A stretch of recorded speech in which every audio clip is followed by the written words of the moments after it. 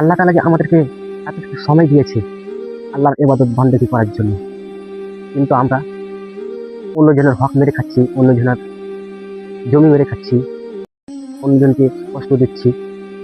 আপনি যে এখন বেঁচে আছেন সেই গ্যারেন্টি দিতে পারেন? যখন তুমি মরে যাবে তোমার দেহটাকে 3.5 হাত মাটির ভিতরে দাফন করে দিবে, সবাই দাফন করে চলে যাবে। তোমার যদি ভালো আমল থাকে তাহলে তুমি রক্ষা পাবে, ভালো আমল না করে তোমাকে আযাব চলবে। তখন বলবে খোদাকে, হে আল্লাহ, আমাকে আর একবার দুনিয়াতে পাঠাও, আমি ভালো আমল করব। হে আমার বান্দা, তোমাকে আমি হায়াত দান করেছিলাম, কিন্তু হায়াত যেটুকু দান করেছিলাম ওইটুকু দান করেছিলাম আমি, ওইটুকু তুমি ভালো কাজে তুমি ব্যবহার করো, অশ্লীল কাজে তুমি ব্যবহার করেছো। তুমি একবার চিন্তা করে দেখিও তো, রাত্রে রাত্রে যখন ঘুম পারবে তখন রাত্রে চিন্তা করে দেখবে যে আমাকে আল্লাহ তাআলা কিসের জন্য বানাইছিল, কিসের জন্য আমাকে সৃষ্টি করেছে। রাত্রে যদি তোমরা যদি একটু করে চিন্তা করো যে আমাকে আল্লাহ তাআলা কিসের জন্য বানাইছিল, কিসের জন্য আমাকে এই সৃষ্টি করেছে।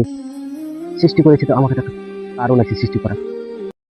আল্লাহ আমাকে সৃষ্টি করেছে এই জন্য যে আল্লাহর ইবাদত বান্দেগী করার জন্য।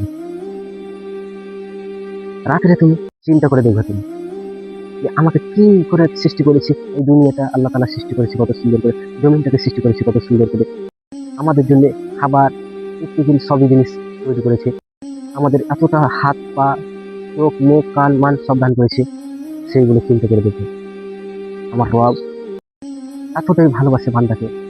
যদি গুনাহ যদি করে, সেই সেই ব্যক্তি যদি গুনাহ করে আর ওই ব্যক্তি যদি আল্লাহর কাছে গিয়ে তওবা করে, আল্লাহ বুঝে, আমি ওই বান্দার দিকে তাকিয়ে থাকি যে কখন আমার বান্দা তওবা করবে, আমার দিকে ফিরে আসবে।